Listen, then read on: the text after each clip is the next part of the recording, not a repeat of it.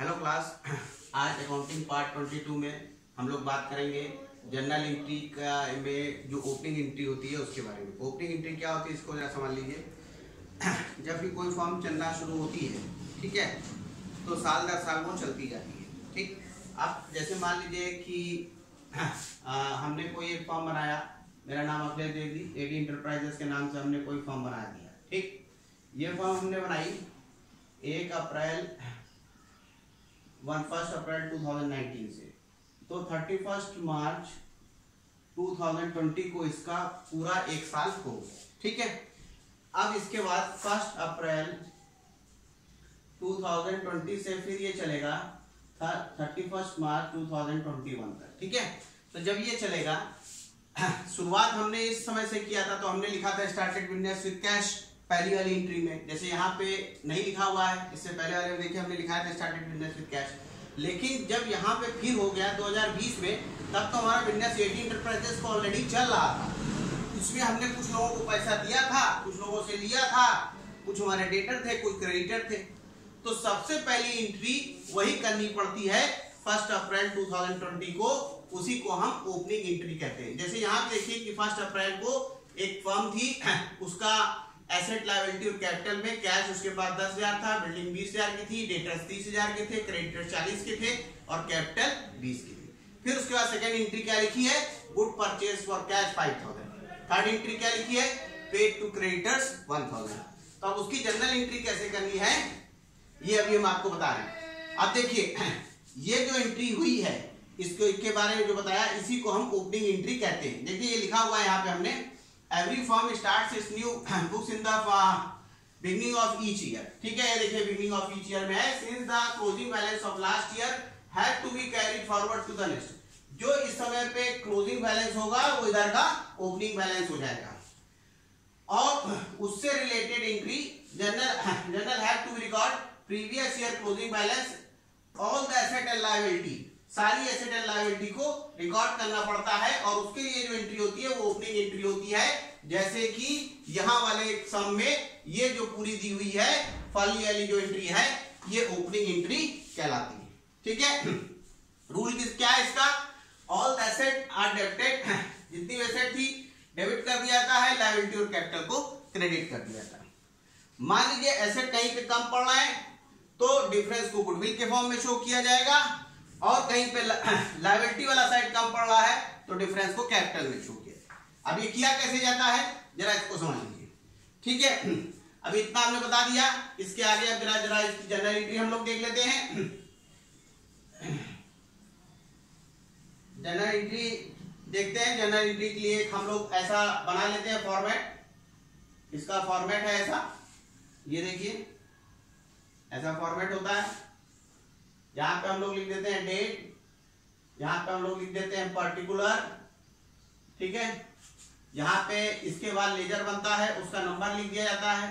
अब यहाँ पे दिया नहीं है तो यहाँ कुछ नहीं लिखना, फिर यहाँ पे लिख देना है अमाउंट डेबिट, और इस तरफ लिख देना है अमाउंट क्रेडिट। ठीक है, ये फॉर्मेट है। अब पहली वाली एंट्री में क्या लिखा है, सबसे पहले तो आपको एसेट और लायबिलिटी पहचानना आना चाहिए, तो हमने आपको बताया था। तो जैसे इसमें कैश हमारी पहली एंट्री है, फर्स्ट वाली, उसको लिखे कैश अकाउंट डेबिट। ठीक है, फिर लिखते हैं बिल्डिंग अकाउंट डेबिट। ठीक है, और डेटर भी हमारे एसेट होते हैं तो उसका भी क्या लिखे, डेटर्स अकाउंट डेबिट। अमाउंट कितना कितना है, कैश हमारे पास 10,000 है, बिल्डिंग हमारे पास 20,000 रुपए की है, और डेटर्स हमारे पास 30,000 की। ठीक है, अब लायबिलिटी और कैपिटल को हम लोग क्रेडिट करते हैं। लायबिलिटी में क्रेडिटर दिया है, ठीक है, क्रेडिटर हमको कितने के दिया है, 40,000। ठीक है, और कैपिटल हमको कितने का दिया है, कैपिटल कितने का दिया है, 20,000। ठीक है, तो अगर आप देखिएगा तो दोनों साइड बराबर है, 30 और 30 60, इधर भी 40 और 20 60, तो यहाँ तो बराबर है, यहाँ पे तो कोई दिक्कत नहीं है। ठीक है, और यहाँ पे आपको बस नरेशन लिख देना है, being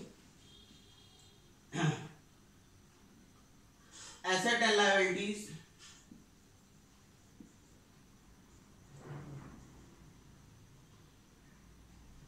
brought into new financial year. ठीक है, ये आपकी पहली एंट्री हो गई, what asset and liability into new financial year.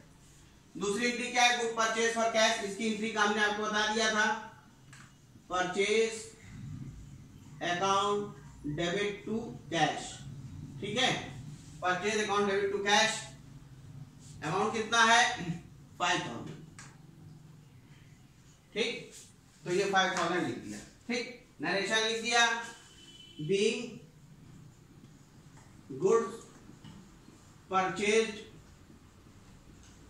From cash. ठीक है, तो ये इस तरह से हमने कर दिया। इसी तरह से पेड टू क्रेडिटर्स की भी एंट्री कर सकते हैं। अब देखिए, ये जो है ये ओपनिंग एंट्री है, लेकिन प्रॉब्लम इसमें ये आती है कि कभी कभी ऐसी सिचुएशन आ जाएगी कि कैपिटल नहीं दिया। ठीक है, सिर्फ क्या दिया है कि कैश आपको दिया, बिल्डिंग दिया, डेटर दिया, क्रेडिटर दिया। तो अब आप देखिएगा कि डेबिट साइड में तो 60,000 आ गया और क्रेडिट साइड में जो है ये कैपिटल आपको दिया नहीं था। ठीक है, कैपिटल दिया नहीं था, तो जो डिफरेंस है, जो दोनों का डिफरेंस है, वो किस नाम से डाल दिया जाएगा, यही ये रूल क्या है कि कैपिटल के नाम से डाल दिया जाएगा।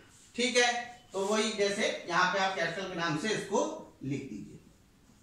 अगर नहीं दिया है तो दोनों साइड में बराबर आना चाहिए, नहीं आ रहा है तो कभी कभी ये भी हो सकता है कि इधर की एक आइटम कम हो जाए।